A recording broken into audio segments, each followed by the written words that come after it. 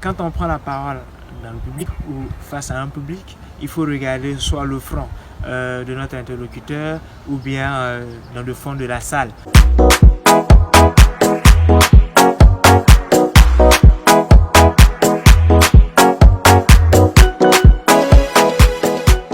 Bonjour les amis, j'espère qu'on va tous bien et qu'on a pu passer un bon moment avec nous depuis un certain temps.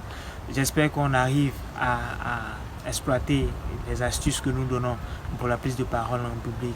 Aujourd'hui, on va essayer de tabler un peu sur la méthode du regard du public. On a appris donc de façon résumée, je crois qu'on a eu une vidéo qui nous a parlé un peu de ça. Donc dans la vidéo précédente, on était en train de dire que on a appris dans le temps que quand on prend la parole dans le public ou face à un public, il faut regarder soit le front de notre interlocuteur ou bien dans le fond de la salle pour pouvoir se maintenir et tout. Alors aujourd'hui, on a sorti le fait que ce n'était pas, c'est vrai, la meilleure méthode, vu que la communication est aussi a pour élément fondamental le regard. On se dit que l'autre méthode serait de mieux regarder ou de regarder réellement notre interlocuteur. Et comment réussir à regarder de façon claire et de façon vraie notre interlocuteur. L'astuce est simple, et la voilà. Vous avez un interlocuteur ou vous avez un groupe de personnes devant vous qui constitue votre auditoire. Vous êtes appelé à prendre la parole. Et quand vous arrivez, vous pouvez jeter un regard balayé sur votre assemblée, mais si le regard est balayé une fois, deux fois ou trois fois, c'est déjà quelque chose qui vous permet de rentrer en contact avec l'autre. Mais après, il faut que vous soyez vrai avec celui-ci.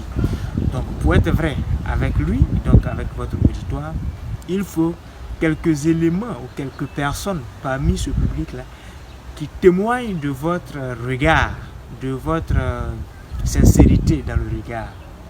Donc vous pouvez cibler dans l'angle gauche une personne que vous allez regarder réellement, un peu à 30 degrés de votre gauche. Vous regardez aussi une personne que vous avez identifiée quand vous étiez en train de faire le balayage du regard, et juste devant vous aussi identifier une personne capable de vous accompagner par des petits accords en haussant la tête.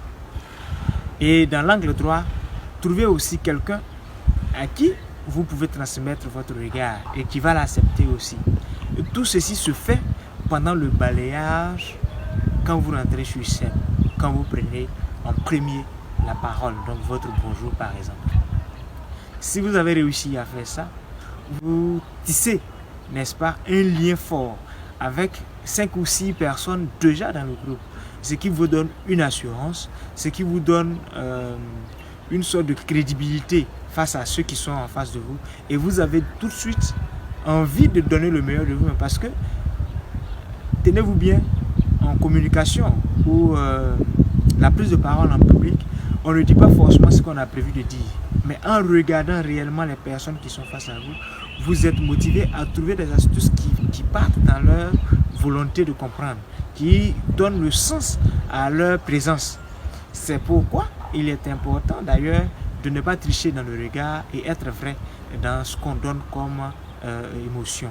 Effectivement, s'il y a une partie de nos sens qui est capable de donner davantage d'émotion, je pense que c'est dans le regard qu'on le retrouve.